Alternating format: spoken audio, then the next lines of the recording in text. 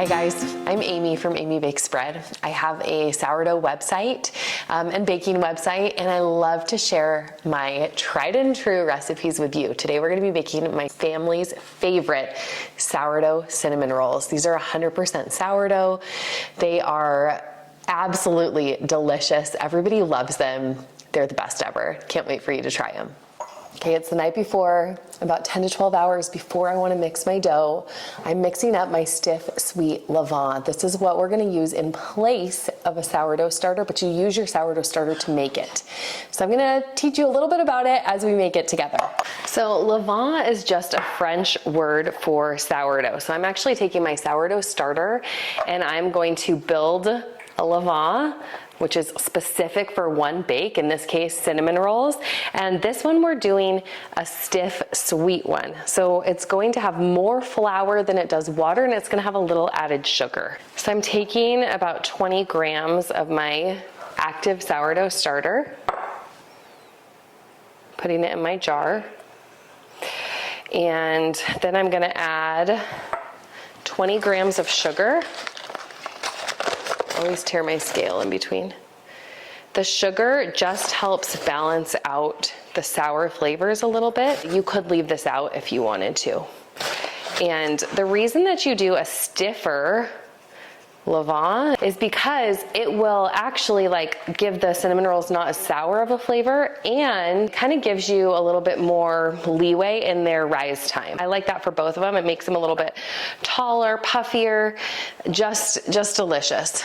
Now you do want to use probably like a 78-degree temperature water. It really will depend on the temperature that you're keeping this stiff starter at. I'm going to show you what it means by stiff in just a second. Now we're going to add in the flour. Usually anytime you do a stiffer starter, it means you're going to have more flour than you do water. And I like to do about double the flour to the water.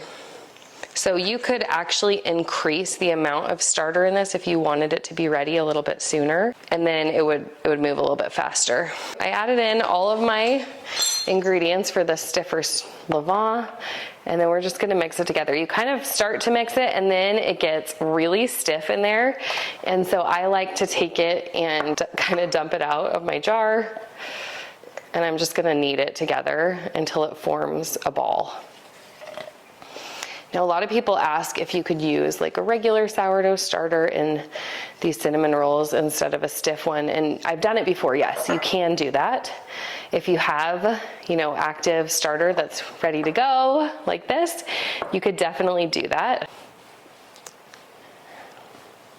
If you do use a regular starter instead, you're gonna need to adjust some of the flour in your dough because you need probably a little bit extra flour just because this is a little bit stiffer. So see how this is making a little ball here? It's basically a ball of dough.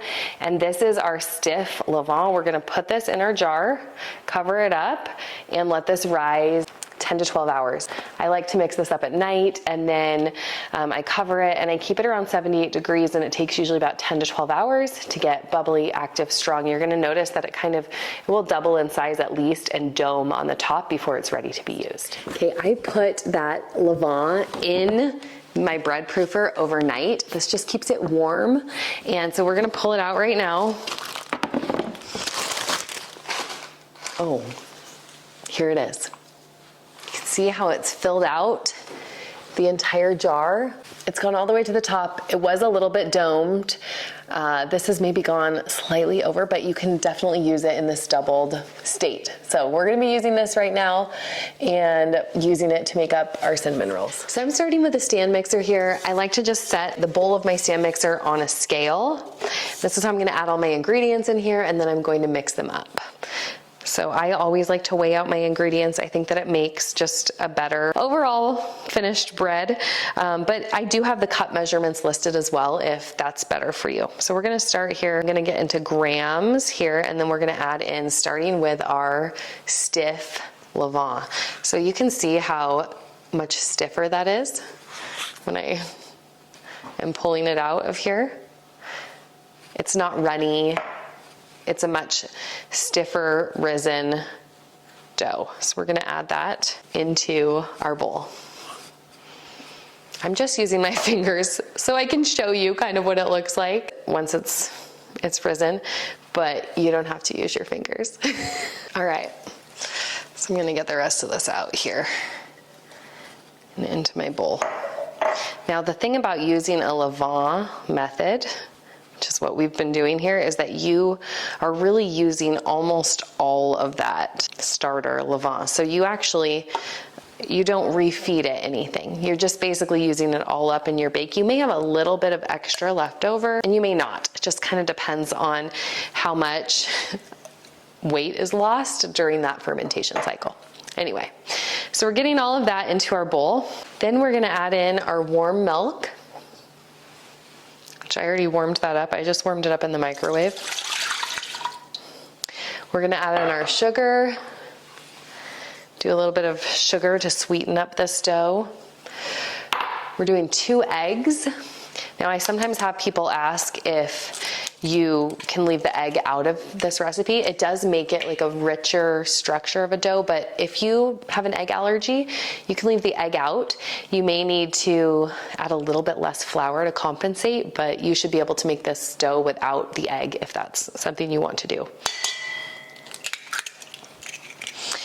Then we're adding in melted butter. These are all really like pantry ingredients that you have at home, which is one of the reasons that this recipe is on repeat so often. Salt. And then we're gonna add in most of our flour.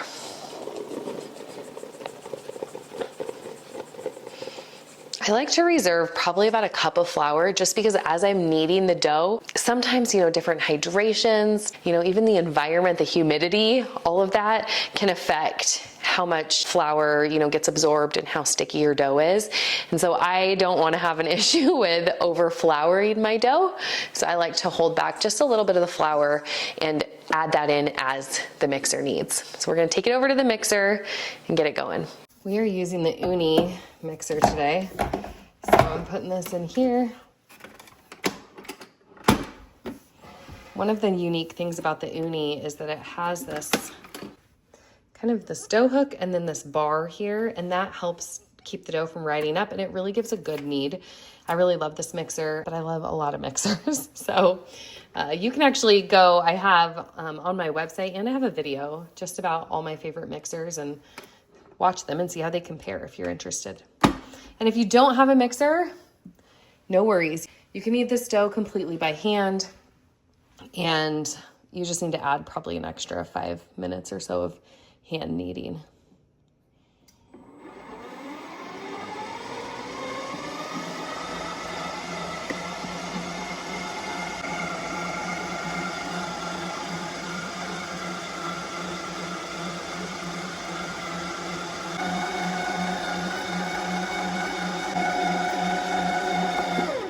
Pause this for a second and see how this has been kneading together. It still feels pretty sticky, so that means I am going to need to add in that extra flour. So we're going to go ahead and add in the extra flour. Keep going.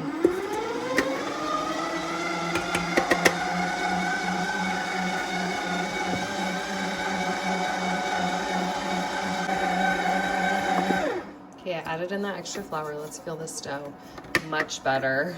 I want to be able to pinch off a piece of the dough and roll it up in my hands without much sticky residue. So that is looking perfect. This is another reason I like using grams, because it's going to get you the closest to what it should be like. Yeah, there may be a little bit of hydration issues and things you have to account for, but that's what you're looking for. We're going to let it keep going for another few minutes. I can actually set a timer right here. Probably another 5 minutes or so.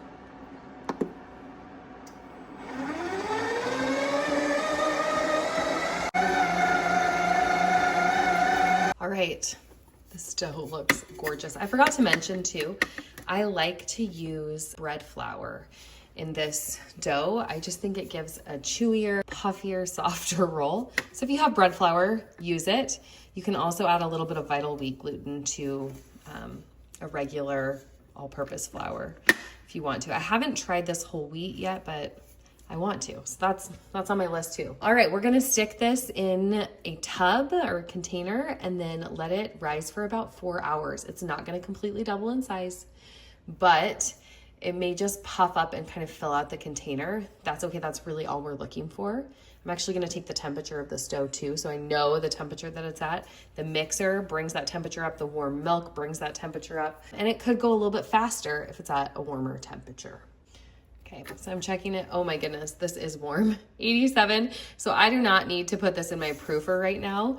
I want this to be really around probably 80 degrees or so for the rise. It's not gonna matter so much for this first rise, but it's just telling me that's gonna go way faster. I don't need to use a bread proofer or anything because it's already a warm temperature. I'll check it again in another couple hours because my kitchen's cold right now and I think that the temperature is gonna decrease. I'm just taking off the bar here, which it is machine washable, which is really nice. And the dough hook, both are machine washable. I'm gonna pull this dough out. Oh, this dough feels absolutely incredible. Such a good dough to work with.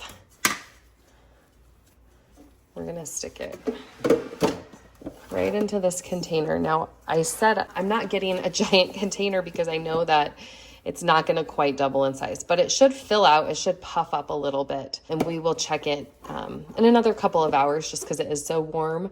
But 4 hours typically is what I give it if it's around 80, 82 degrees or so. I do cover it also. I use these plastic shower caps that are reusable, but you can also use a kitchen towel. Usually on these long rises, a kitchen towel, if you live in a dry environment, can dry out the top. So you may want to use plastic wrap or something instead that would keep the air from getting in if that's an issue for you.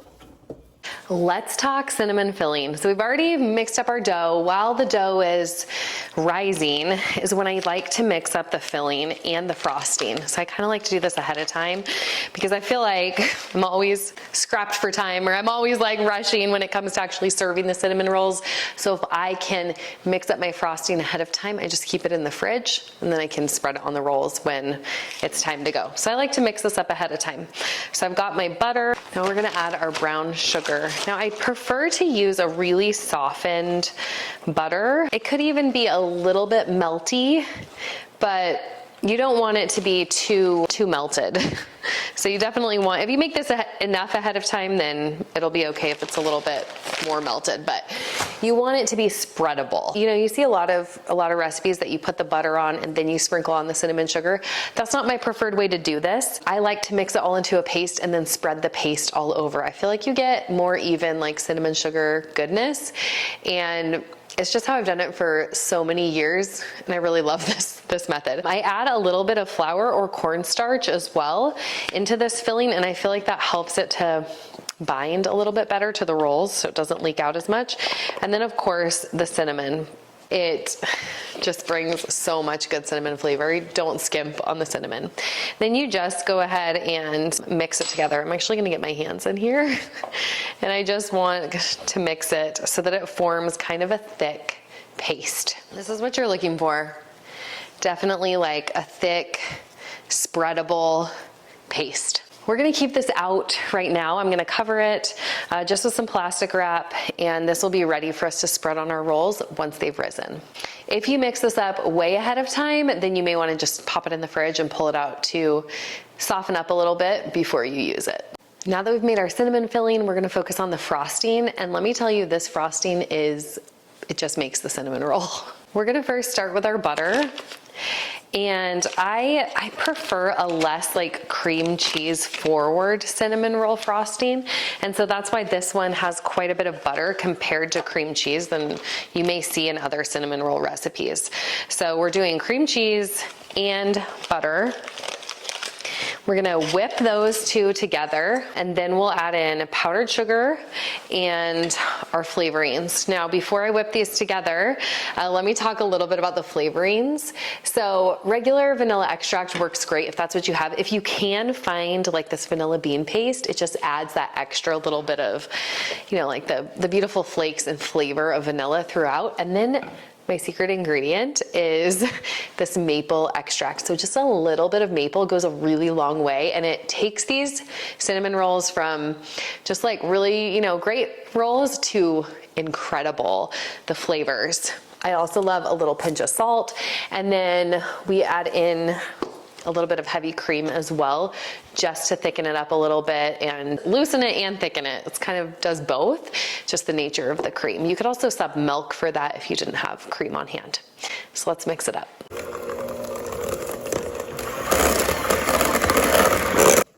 I like to use my hand mixer for this because it's not usually like a huge amount of frosting or icing. And so this just helps me to just pull it out and make it quick and easy. But you could use a stand mixer as well if you wanted to whip together your icing.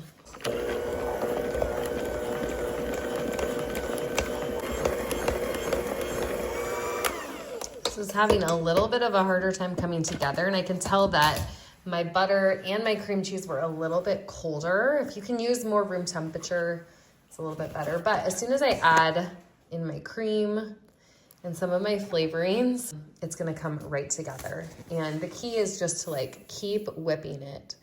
I'm gonna add a little bit of salt. I use unsalted butter, so a little bit of salt can help this. If you use salted butter, you probably don't need to add in the salt. We're gonna do a little bit of this vanilla bean paste that's so delicious, and a little bit of the maple extract.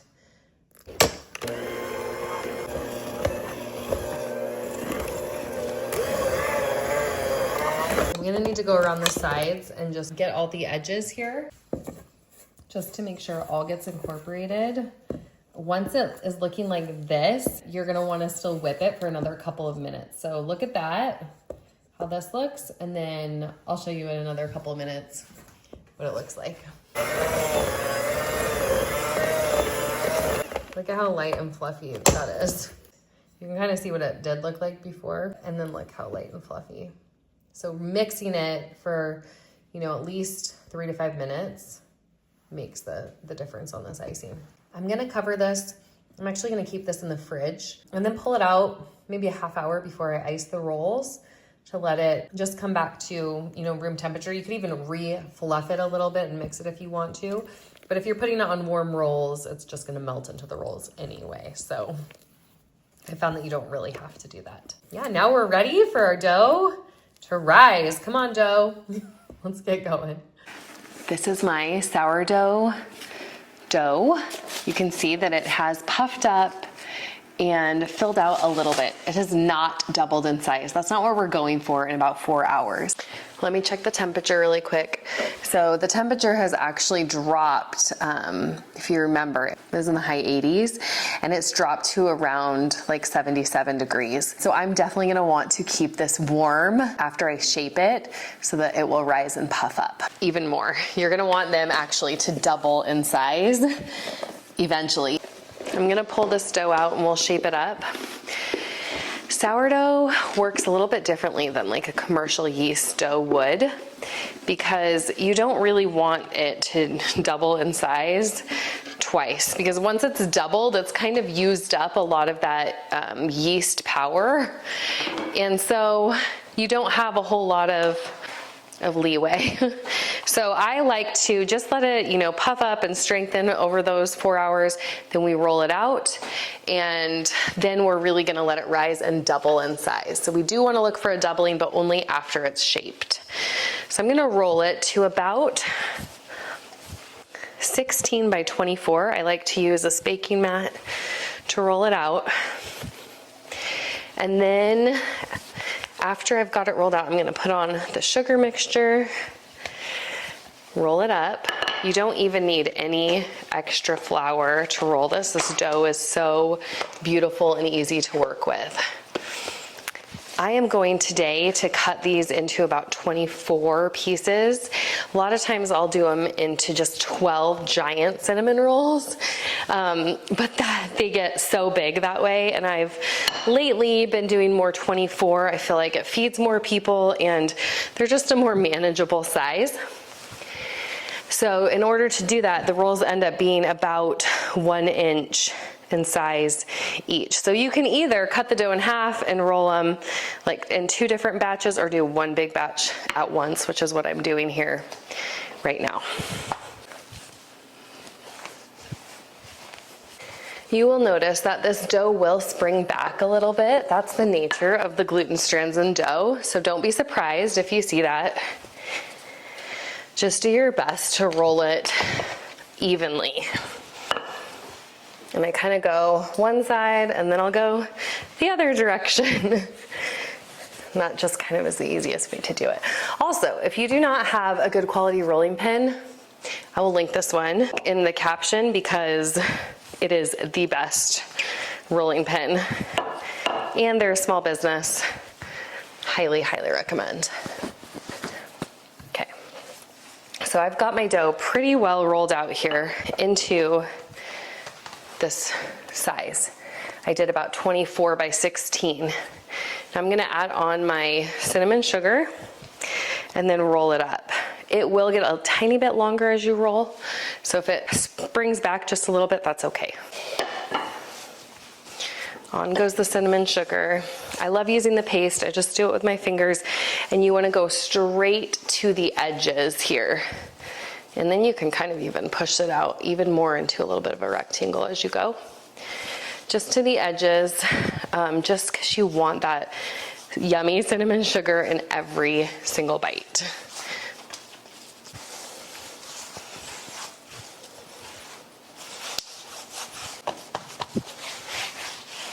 If you wanted to add in any nuts or raisins, now would be the time to do that. You just add it straight on top of this dough. It may gape a little bit more, gap open as you bake them, but it's delicious if you want to add any of those inclusions in here. Just make sure it's even all across, about ready to roll these up. So I start at the edge closest to me. This doesn't even need any flour, which I love, but if it is a little bit sticky for you, you can do a very, very small bit of flour on the countertop. So I roll it, and as I roll, I kind of pull back a little bit on there, just so that I get like a tight roll in here. And I lengthen it a little bit as it goes. It does tend to lengthen. And then when you get to this part here, come up and you fold it over. Fold it over and I press it so I'm making a seam right down the center of my rolls.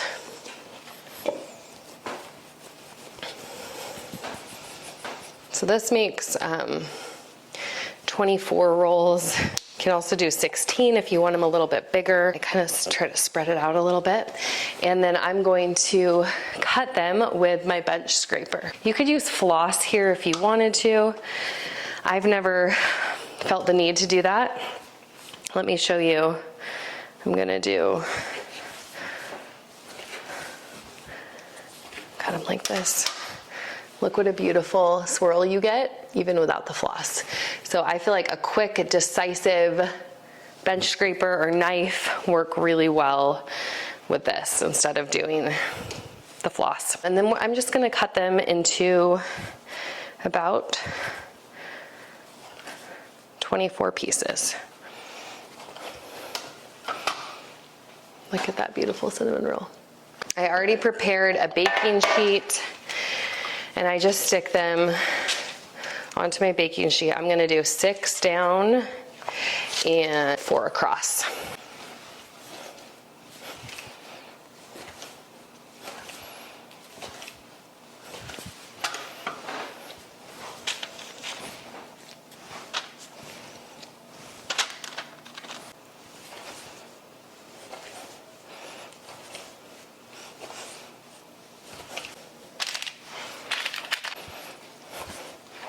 This one was a little bit chunkier.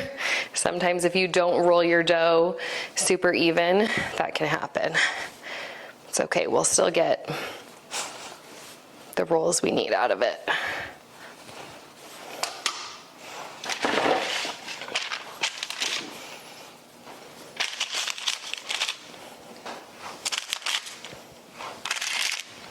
Sometimes I like to move them around a little bit just to make sure they fit better, because you inevitably have ones that are a tiny bit bigger or smaller than the one next to it. But look at that. Don't those look perfect? Okay, I'm gonna put the cover on and let these rise for about 6 to 8 hours. Seems like a long time. This isn't a rich dough. There's a lot of butter, there's a lot of egg.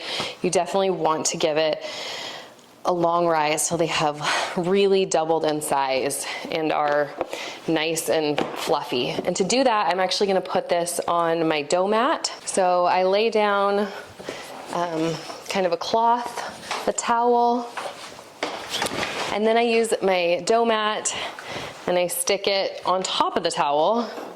It's because my counters run a little bit cold. And then I'm just putting this right on top. And I'm gonna set this for about 80 degrees. You can set it for whatever temperature that you want. It's so good, even with instant yeast doughs, it's wonderful. 80 degrees, I may go too higher, maybe do 82 because the heat's just coming from the bottom. Sometimes you need a little bit of extra heat and the cold counter. Anyway, so I often go about 2 degrees more than I normally would. But about 80, 82 degrees, we're gonna let this sit and rise for about 6 to 8 hours. And then we'll probably pop them in the fridge and bake them tomorrow morning. Okay, I am checking on these again. I just got home, it's about 9 o'clock at night. I forgot to turn on my warming mat here, and so they really have not done much at all. When I touch them, they're still very kind of firm in the middle because they were so chilled. So I turned my warming mat on. Now I'm keeping it now at about, I'm gonna keep it at about 78, which really would be maybe 76, just because the warming mat with this granite underneath here, it tends to be a tiny bit cooler than what it says on here. I'm gonna keep it about there. I'm gonna let these rise overnight now and bake them in the morning because they didn't do anything because it was so cold in my house. This can happen sometimes if you forget to keep them warm. They have leaked a little bit. That happens with the sugar. Once they bake up, they will be great. So we're gonna let them rise. Okay, it's been about 8 hours. Just woke up. Look how beautiful those are risen. This is what you're looking for. If I come in and push on the side right there, see how it kind of springs back a little bit? There's a little indentation. These are definitely ready to bake. So I'm gonna stick them in the oven, 350 degrees, probably about, I'll do 10 minutes, then rotate the pan another 10 minutes, and we'll check them from there. Oh, it's been about 10 minutes, I'm coming in. I just like to rotate the pan. Don't those look amazing? Gorgeous. Just as a double check on these rolls, I'll take my thermometer and stick it in. I want these to be like 190 to 200, so these are maybe a tiny bit over, but the middles are just about 200. So yeah, they're definitely ready to come out. They look absolutely beautiful. It is early in the morning. I don't even have my glasses on yet, you guys. That's how I'm feeling. But I had to bake up these cinnamon rolls because my kids are taking them this morning. And oh my goodness, they are so light and fluffy. I pulled my icing out of the fridge. This is why I like to mix it up ahead of time. You can give it a quick little warm up in the microwave if you want to, or you can just plop a little bit on top of each roll. So I'm gonna add on my icing. And then I got to taste one of these. These look absolutely incredible. If your cinnamon rolls, your sourdough cinnamon rolls are looking like flat and they're not like puffed up, they should be. You just need to let them rise more. So that's my biggest tip with these, is to let them rise long enough. This pan is still hot, so I'm using this, but look how gorgeous these are. Absolutely, like, just incredible. Okay, a couple tips.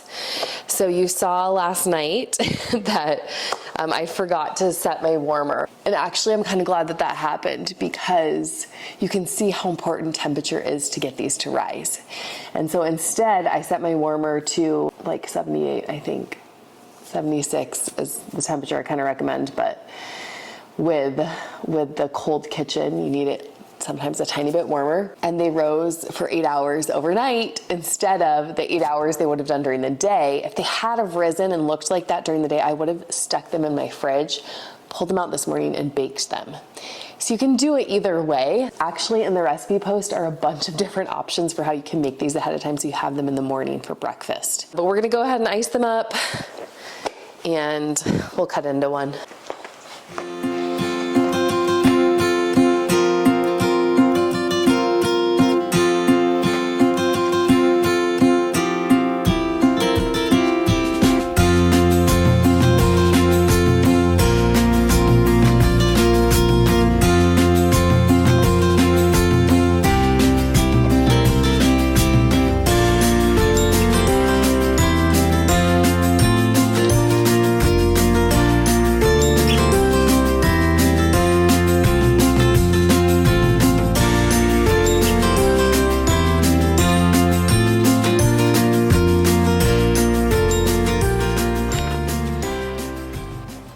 Look how gorgeous.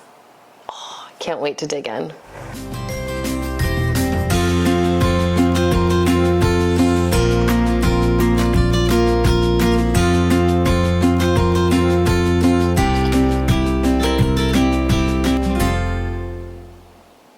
This is my reward for waking up early. I get to go wake my kids up. They're gonna smell fresh cinnamon rolls this morning. These sourdough ones, here's the deal. These are so good. They are soft, they're fluffy. They're not really sour. You may have like a very subtle, like I'm even trying to place it. It's not really tangy at all, but you just have this subtle like goodness, extra flavor that comes from using the sourdough. I'm a little bit sensitive to commercial yeast because I feel like I can taste it. This tastes like a substantial cinnamon roll. It's absolutely delicious. If you've never tried sourdough in your cinnamon rolls, I would love for you to try these. I think you're going to love them.